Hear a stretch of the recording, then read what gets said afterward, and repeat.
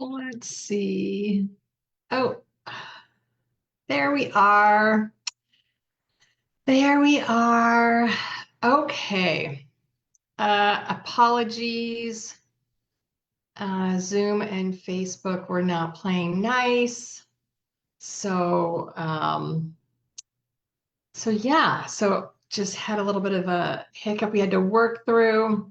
Now we'll see what else I got going on here. Okay, I think we're good. I think we're good. All right, good morning. How's everybody this morning? I am going to see if I can get this coming up on my phone. Oh, turn that down.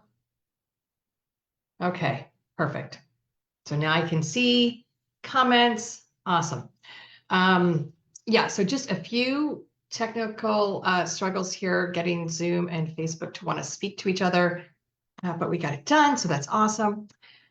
So this morning, we've been talking the last several weeks about your mission and your vision, your audience. Last week, we really zoomed in and focused on identifying those pain points. Good morning, Jean-Ann. And so I thought this week we would dive in and really focus on making that connection, that sales piece, because I don't know about you, but I still struggle with that sales piece because I don't want to be salesy. I don't want to be that, the used car salesman type thing, right? So I want to be, I get nervous. I still get nervous even after 19 years that I'm not being pushy and I'm not being salesy. So I think it's something that we all struggle with no matter where we are in our business journey, whether we're just starting or we just have an idea or we're a veteran and we've been around for decades. Right? So I thought today we just kind of walk through 3 steps or the 3 stages. And just kind of let you guys, we'll walk through it and see what you guys have to say and what your feedback is and your input. Remember, as much as I'm a talking head, I can see your comments. So interact, drop your comments and your thoughts as we go along. I'm going to be asking questions for you as well to provide your own feedback and to think about your own sales process and what that sounds and looks like for you. For those that are new to the group, welcome. My name is Karen Kleinwort, and I have been a holistic business coach for almost 19 years now. What makes me different is I have a certification in Reiki, so Reiki Master Teacher, and craniosacral therapy, plus my degrees and all my experience in corporate and business. And I marry the 3 of those. And we really take that mind, body, spirit as one. So whenever we look through for strategies and solutions for business or for you as a person, we look at it the whole you, not just one piece of it.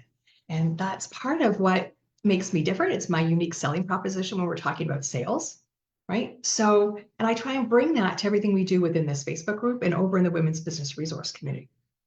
To me, your other 2 elements outside of your mind are just as important. We need to make sure we're nurturing all of that. Which is why today, when we talk about the sales success formula, it's really not just a formula. Part of it is really the mindset, because we can stop ourselves mid-journey, mid-sentence, mid-thought before following through, right? And so the objective today is really to look at that sales process about you're really building relationships and you want to close the deal. That sounds so salesy, right? You really want to partner with somebody. And that could be whether it's a product-based or a service-based, right? You really want to partner with somebody because it's a long-term. It's not just a short-term situation. So, right, so stage 1 is we're looking at attracting. How do we get in front of the right people? The second stage is how do we nurture those individuals that we are now in front of, right? So we're building that trust and that connection. And then the third piece is the conversion, or how do we convert them, aka close a sale, but with confidence. So if I were going to ask you, when you're thinking of sales, what do you believe is your biggest challenge around sales right now? What do you believe is your biggest challenge? Because remember, sales isn't about selling. It's about building that trust and solving problems. So when we have that mindset of I'm being pushy or salesy, we need to flip it to reminding ourselves, oh, right, we're serving them, we're building and providing value,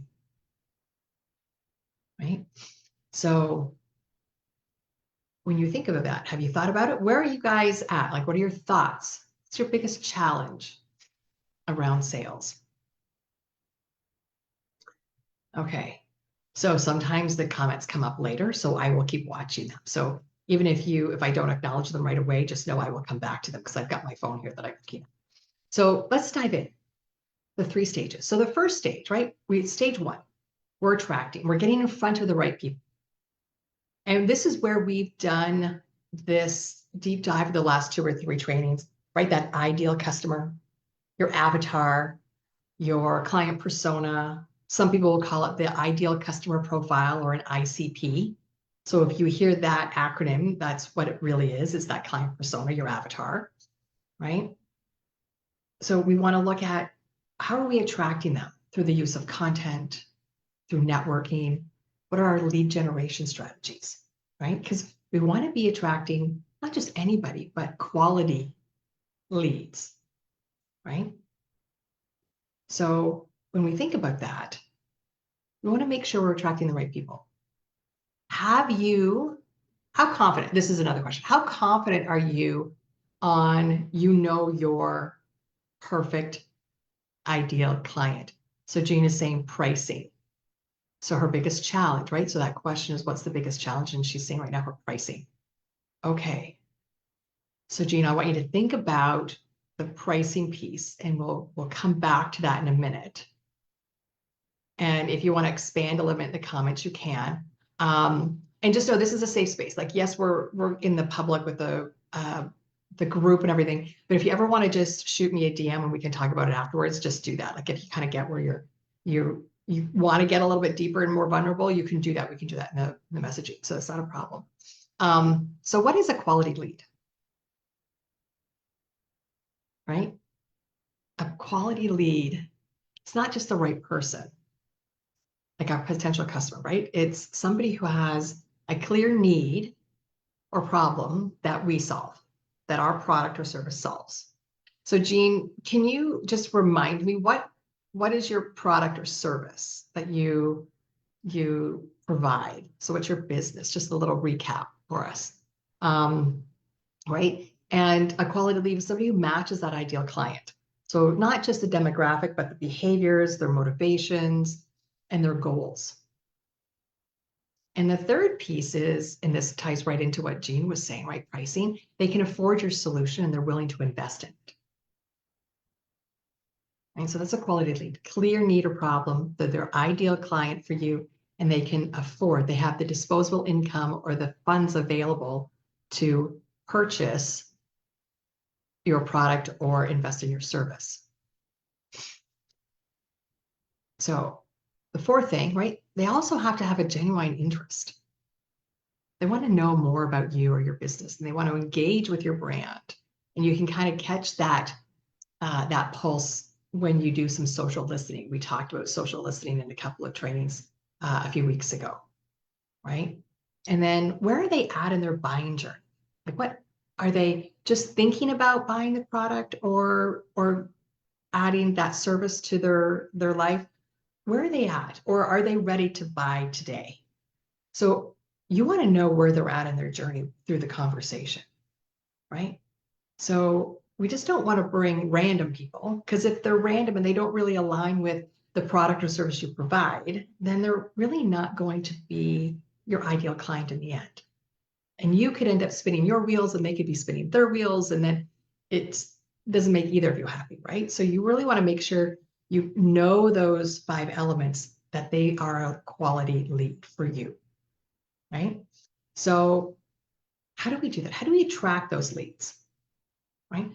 Content marketing, how you position yourself as the go-to expert, networking, building genuine relationships with, people online and offline.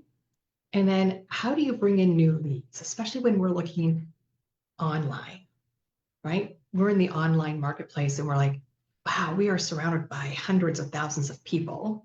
Doesn't matter what platform you're on, right? How do you bring in those leads and track them to you, right? So those are the three things we're gonna quickly go through. I'm not gonna do a deep dive into all of them. We could, and this might be something, if you guys are interested, you can let me know. We can always spend a couple of hours and do a specific workshop around this sales scripting and formula and kind of closing and getting to that yes in the end if you want. But quickly, let's, those three pieces, right? So the content marketing. What kind of content are you doing? So are you doing video or live streams just like today, right? So part of you getting to know me is by me providing these informational, educational value live stream trainings for you, right? Do you do blog posts or social media? Where are you at for the type of content? Do you host a podcast or do you give interviews? And then is there a lead? So they call them lead magnets. So do you have some sort of guide or a workbook or a checklist or a template that you can give somebody in exchange for their email address, right? Because again, that email address gives you that direct contact and permission to reach out, right? That's the big key. So that's the types of content that when we're looking at attracting a quality lead, we want to be thinking about, right? The second one we talked about was networking, building genuine, authentic relationships. This is about the organic growth. This is not, sales and doing ads, right? But I think some of us skip that networking piece. One, we get comfortable being online. We get comfortable being, in Facebook groups or on Instagram and interacting that way. But there is a one-on-one conversation situation that is really supportive to building trust, right? It's one of the reasons that we started the Savvy in the Square monthly networking events. They're virtual, but we get to come together and we can share and exchange ideas and thoughts. And you never know what the connection might be and who you might meet, how either you can support them or they can support you. You might get a client out of it. So networking really is a great way to not just meet people, but potentially collaborate. And then you have conversations that are purposeful. It goes a little bit deeper, right? So then the third one was lead generation. We talked about it just not being haphazard, but how do you create a lead generation system? So what does that, exchange of email for a resource might look like? So part of the lead generation is you need a landing page where they can opt in. And in exchange for that, they end up, right? They fill out the form and you get their email address and then they get that free resource. Once you get those emails, then it becomes about email marketing and nurturing those leads. And then some people will do those paid ads. And I know there's a few people in the group that are, oh, did I freeze? Hang on a second. Oh, no, I didn't. Okay, there we go. It just froze on my phone. How about that? I'm trying to make sure I don't miss the comments. Hang on, give me a second. Okay, well, hopefully. Oh, there we are. Okay. All right, see, Jean Ann, I did not see those. See, there's the comments coming through now. See, I missed all those. I'm sorry.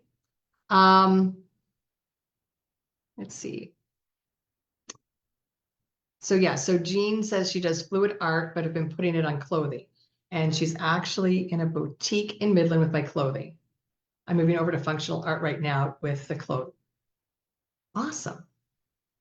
Perfect. I love that. Okay. So then going back to, see, it's not letting me show the comments that you did before. So I'm gonna have to go by memory. Ooh, this is gonna be interesting. So you were talking about pricing as your number one challenge, your biggest challenge. So pricing your art in the clothing. Okay, got it.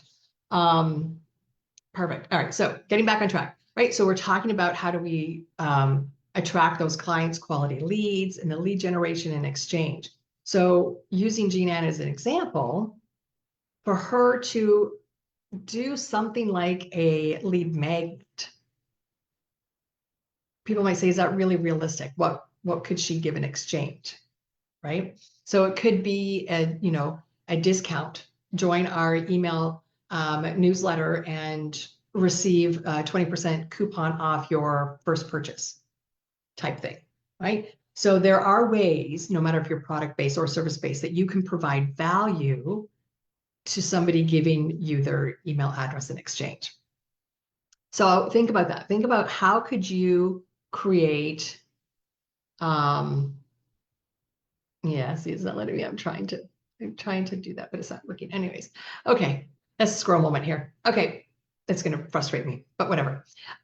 So think about what kind of lead magnet for your product or service that you could create. And because what you want to do is you want to make sure you're strategic about it. Once you get their email, what are you going to do with that email? Because it's great to get that personal contact information, but if you don't follow through, then all of a sudden they kind of go cold and they're not really becoming a client at that point, right? You're not nurturing that, which is where we get into that stage 2, which is that nurture where you're building trust and connection. The key is somebody might pop in, you want to keep them in. How do you keep them, right? And we know there's they call it the KLT factor, right? So the know, like, and trust. We need them to go through those 3 steps before they purchase. Because I don't know about you, but I buy from people that I like and I trust, especially if it's an investment of any size. And that any size, I say it that way because depending upon the day, week, or month, it could be different. So you want to think about that. So the nurturing, right? 3 pieces to that. You're going to want to stay consistently visible with valuable content. You want to be able to build personal relationships with your audience and then create a follow-up system that actually converts, right? So, maybe now I see the comments. All right, we'll see. We'll see. This is small things, you guys. This is small things for me. All right, so we're looking at nurturing because we want to make sure people trust us. No matter what we are, quote unquote, selling, people need to trust us. They need to trust that what they're going to receive from us is of quality, right? That we stand behind what it is we are selling. So, and really when you're nurturing, it's critical to your sales. If you don't have that nurturing piece, right, then nothing ends up happening. So I want to share 3 facts with you. The first one is 80% of sales require at least 5 follow-ups. But most of us stop after 1 or 2. And I always tell my clients, you want to be looking at 7 to 10 touches before a potential customer will consider even doing business with you. And those touches could be an email, could be interacting with you on your social media, could be showing up to a training like today, right? So I always say 7 to 10 to fully convert, right? So this fact is saying 80% require at least 5 touches, interactions, for them to even get to the point of them wanting to say yes, right? Second fact, customers are more likely to buy from a brand they've interacted with multiple times through different touch points. And again, right, I was just saying touch points. It's not just a one point of contact. I'm just not getting emails from this brand.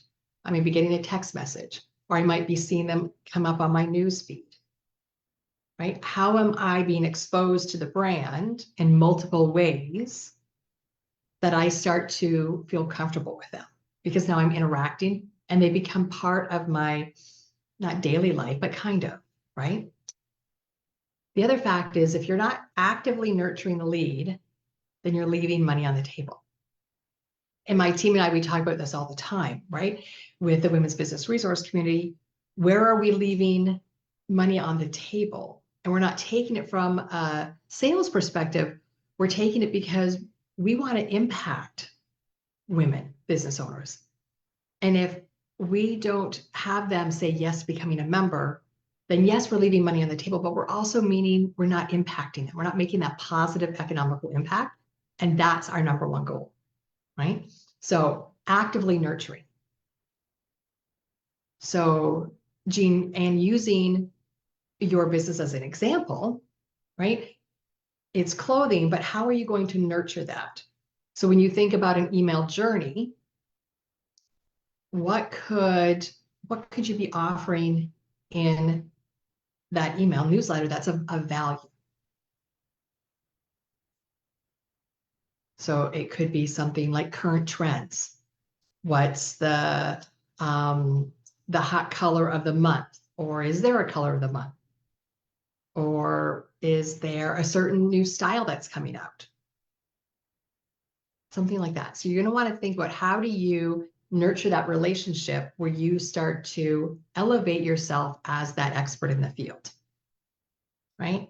And so when we're saying that, nurturing that process and being consistent, and I know people say, I hate that. I hate being consistent. You know, when somebody says be consistent, the beautiful part of being consistent is you get to choose the consistency. It's not me coming to you and saying, you have to post Monday, Wednesday, Friday. You need to send a newsletter every Tuesday. You know your market, you know your audience. You set the consistency and the tone and the timing. So if it means you're going to send a monthly newsletter instead of a weekly, just be consistent with the month. That's the key, right? You want to be able to say that you are top of mind for them when they think they might need a new shirt or a gift for somebody. They want to have your business top of mind. Oh, I want to get them that, right? Or I have this problem, this challenge. This is a solution I'm looking for. You want to be top of mind for that solution, right? So sending helpful tips and insights, engaging with that content that you're posting on social media, right? So posting, basically we call it, dump and jump. You can't just post and then never show back up. You need to be posting and interacting with those that are your ideal customers, right? So going live on Facebook like this is a great way to nurture those leads, right? They get to know you as a person. You can create, especially with a product base, like a free challenge where they actually, get to win a prize of your product, right? So something like that. So you want to think about, how do you consistently be top of mind for them, right? Because you're wanting to build that personal relationship, right? People buy. This is that, know, like, and trust. This is that like part where they want to connect with you because they like you. And it's not just a one-way conversation, right? So like we were talking about engaging like that, you just can't dump and jump. You want to be personally engaging with people, right? So what does that look like? You can also start to look at driving engagement through polls or surveys, right? Really learn about what the needs of your customers are so you can speak directly to them. From a sales perspective regarding services, right? You can be offering interactive conversations, whether it be a strategy call or a discovery call, something about them, how you can support them, right? So using Gina and you as an example with a clothing business, it might be where you offer a 15-minute consult on, color strategy. What's the best color for them, or what's the best outfit for them, or for the shape of their body, right? So you can start to think about, how do you meet them where they're at with the information that you have, right? And it's great when we get to that point of saying, okay, so we're nurturing these, and now all of a sudden they're interested. What happens? What's the next step?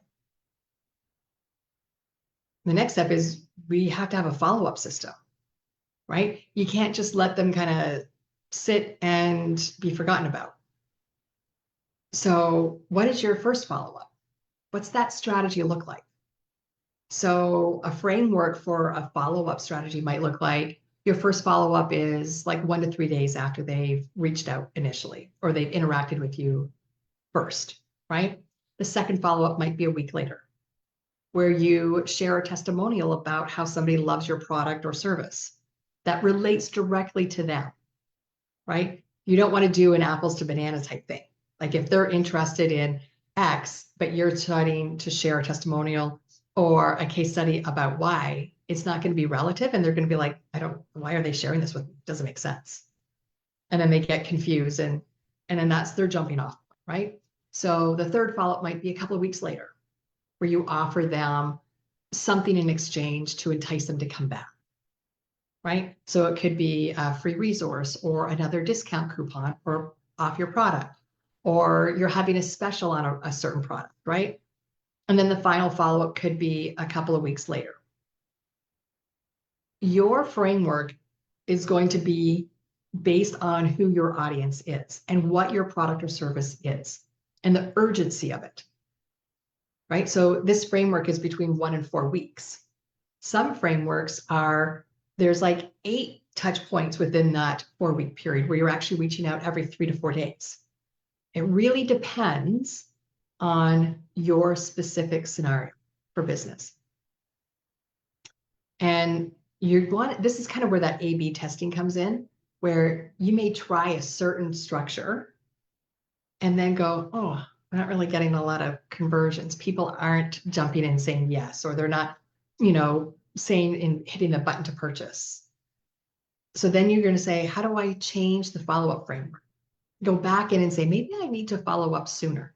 Maybe a 4-week period is too long. Maybe I need to follow up every 3 days, so day 3, day 6, day 9, day 12, and then do it over a 2-week period instead of a 4-week period and see how that works. Don't be afraid to change this piece, that follow-up system. Don't be afraid to change your framework because you want it to work. The first time out of the block, you may not be successful, and that's okay because you've got to learn. You've got to learn what doesn't work so you know what will work in the future. So think about your follow-up emails. What might that look like? What are you going to say to them?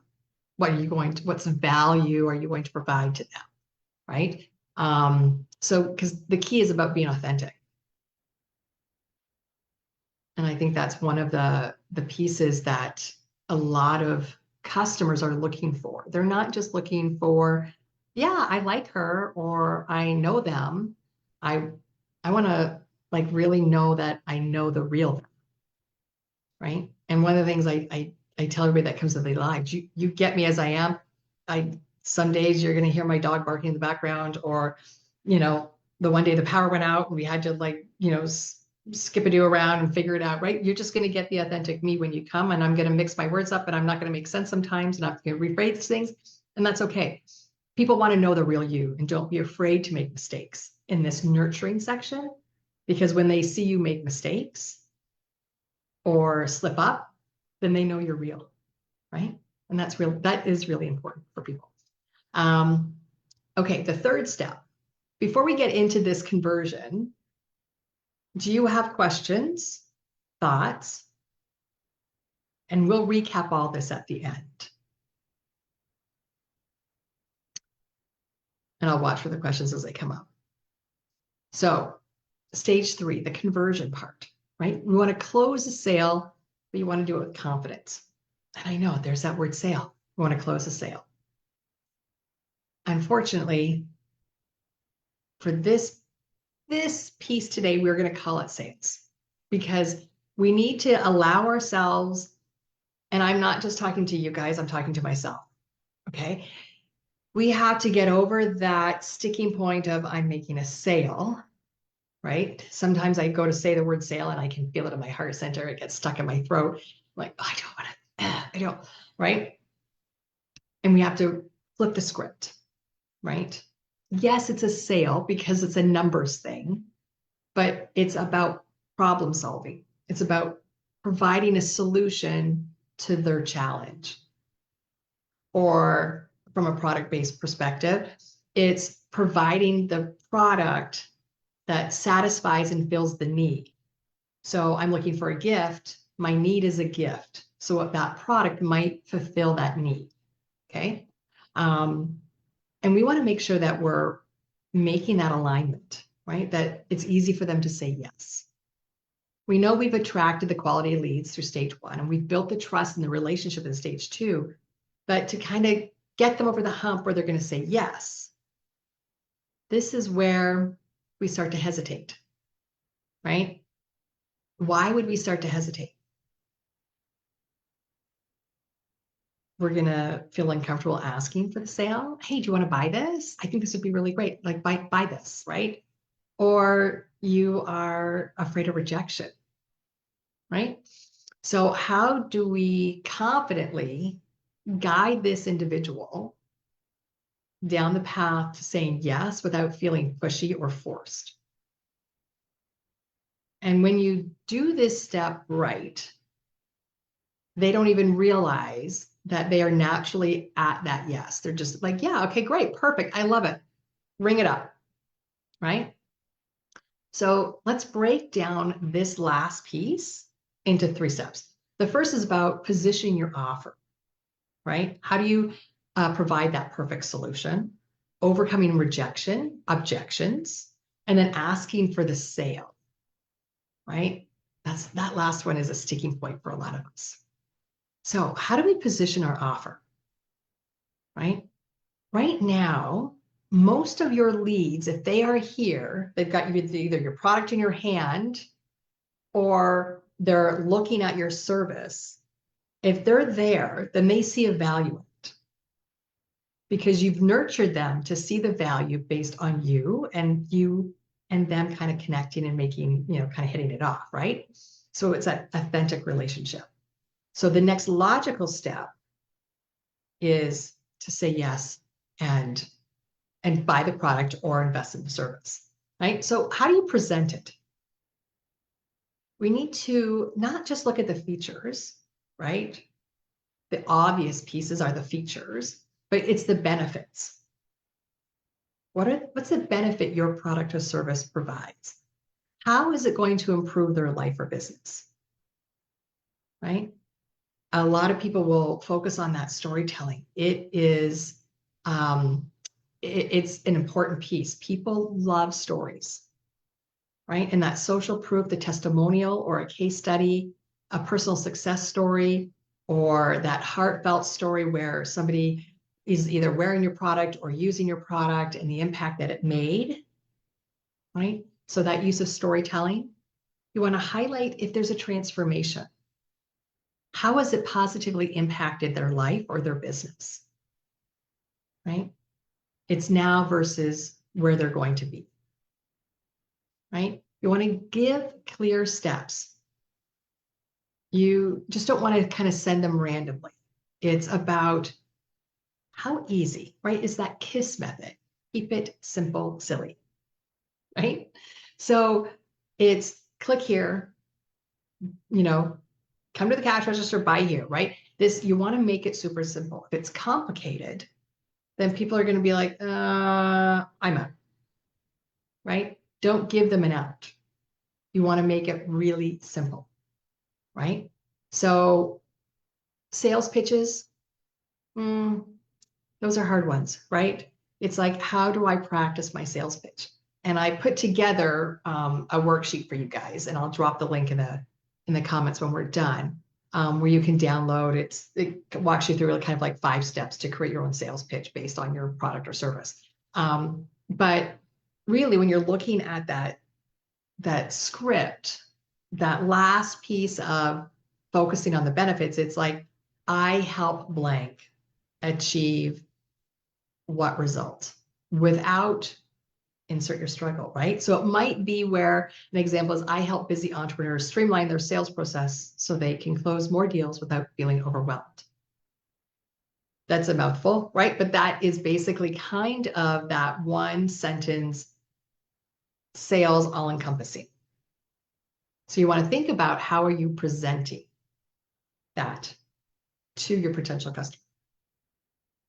So second one is overcoming objections or rejection, right? It's like, how do you get past no to get to yes, right? So when we look at those objections, we internalize that as a rejection of us. And so we want to be able to step outside of that and saying, okay, I'm not going to be fearful of the objection. I'm going to welcome that objection as an opportunity to better understand my customer, my client, so I can reassure them that this is the right solution, right? So we'll go through 3 objections that most people, most small businesses experience, right? So 1, it's too expensive, right? I don't know how many times, every single one of my clients and myself, we've experienced this. It's like, oh, it's too expensive. You got to take a breath, right? Take a beat and you look at how do you reframe it, right? Cost versus an investment. Emphasize the long-term value. So going back to that sales script example that I had just given, right? I completely understand, right? Because the objection is too expensive. I completely understand. Let's look at what this investment will bring to you. More clients, more revenue, time saved. And then you offer a little bit, right?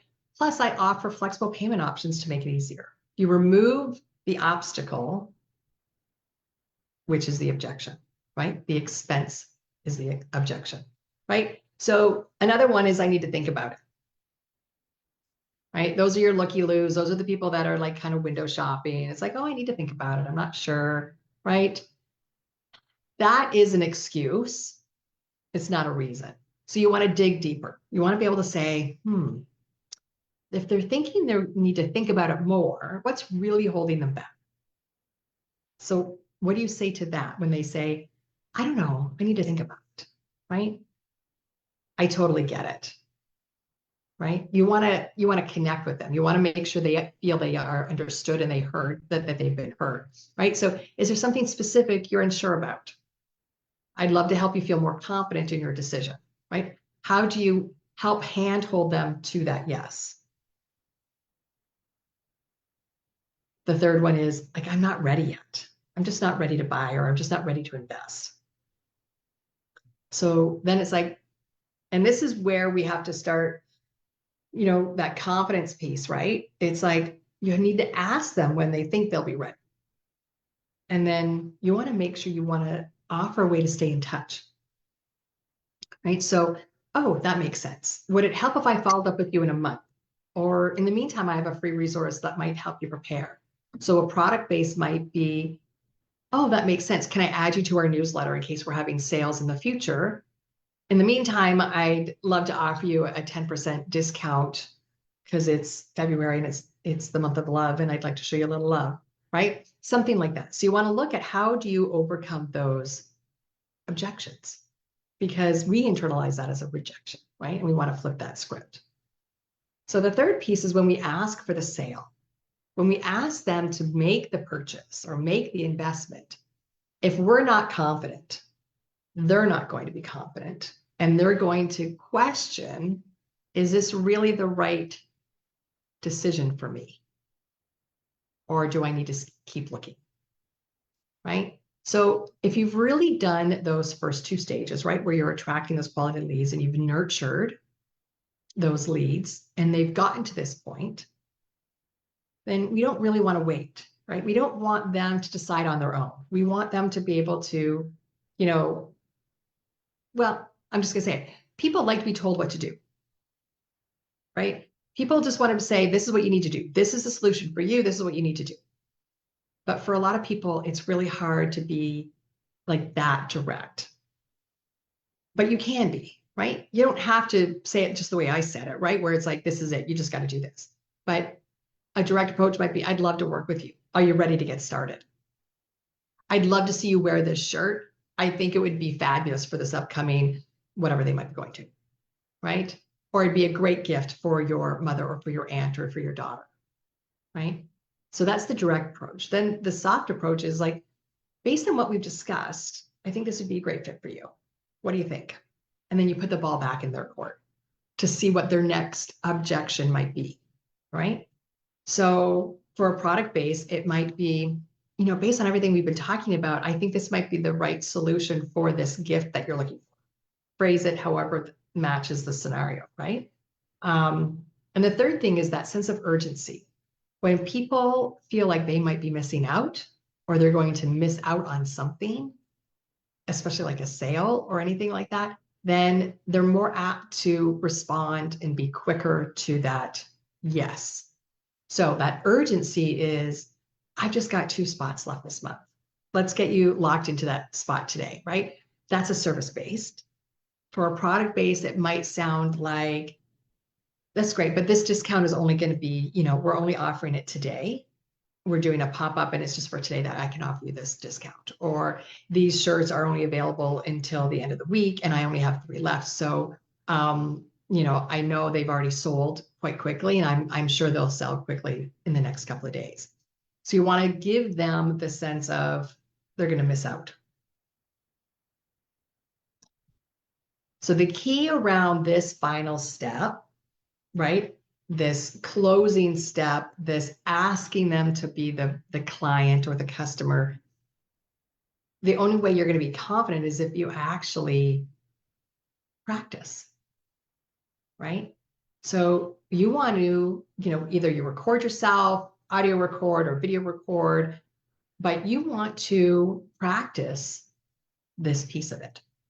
And if you have somebody that you trust or that you work with and you can do a role playing, that's even better, right? It wouldn't be the first time that I've role played with a client, right? Where they've pitched what they're going to say to their potential customer, and then I kind of play devil's advocate, right? So you want to make sure you're practicing somehow so you feel confident, okay? Because the more we do it, the more we practice, the more confident we become. So really, when we're looking at that conversion, it's about how are you positioning it? How are you sharing it with the individual? How are you handling those objections? And then how are you finally actually asking them to make the purchase or to invest, right? So that's a lot. We covered a lot in those 3 steps, right? The attract, nurture, and convert. Because within each one of those 3, we kind of went into 3 steps that you do for those. So think about 4 steps we can think through, right? You want to ask the right questions. You want to position yourself as the solution. You want to handle the objections, and then you want to ask for the sale. So questions. Does anybody have any questions?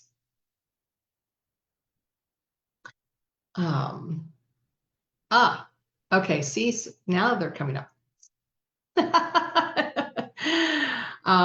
So Sue says 7 to 10 without a CTA. Yes, so Sue, that's, you can do a CTA, but it's a soft CTA. It's not one of those, hey, partner with me now. It's, hey, I've got this resource. I think it'd be the right fit for you. And Sue, I'm sorry, this was like 25 minutes ago you posted this and it's just now coming through. So I apologize. Right? So yes. So the CTAs you want to figure out, right? Your final CTA is, based on what you do is you want them to partner with you for you to be the VA, right? That right-hand person. So you want to have all those value added CTAs along the way. So it could be like, hey, let's just jump on a quick strategy session without it being the sale piece. Or here's a free resource based on our conversation. I think that would be really good for you. Here's a time management, like if you use the Eisenhower matrix, here's a template for this time management, time blocking, et cetera, that I want to gift you. Right. So that's that nurturing where you build the trust and that you are the expert in this, but they still can't do it without you. Right. So, and Gina is like, you really have me thinking. That yes, you weren't thinking outside the box. And it's funny because we get stuck in this little framework of this is who I am and this is what I do. And how do I not think out of it? How do I, kind of look around? So, so now I'm going to change it and see what I am really missing. Okay, good. Oh, good. I'm glad, Sue. Yeah, they're all out of the comments are all out of order. It's so weird. Okay. So do we have any other questions? And you can always shoot me a DM if you do. That's not a problem. And and I will drop the link to that sales script worksheet that kind of walks you through it. I put that together this morning for you guys because I thought it'd be really helpful to help with that last piece, right? That confidence piece. Okay. This was a lot. If you guys think this would be something you'd want to do more of like a hands-on workshop where we spend, 90 minutes, 2 hours, where it's not, one-sided, where we're actually on a full Zoom interaction where we can walk through specifics for your script and we can do practice role playing, let me know, because I'd love to put that together. I think that'd be a lot of fun. Okay. Outside of that, I think we're good. Okay, so now I'm just gonna make sure. Yes. Okay, perfect. All right. Then I'm gonna put that together soon because I think it'd be a lot of fun for us to do that. Okay, perfect. I'll drop that link. And thanks for being here. This was fun. I wasn't quite sure how this was going to end up. I was just kind of throwing it together this morning, but it's been, this is top of mind for me because I've been working with another client on it. And so, so I thought it'd be fun to do with you guys today. All right. Thank you all for being here. I appreciate you all. And you guys have a beautiful day. All right. I don't know if any of you are here in mid-Michigan. We are having a bitter cold day last night, today. Gorgeous outside, but cold. So stay warm, everybody. All right. Thank you. Appreciate you all.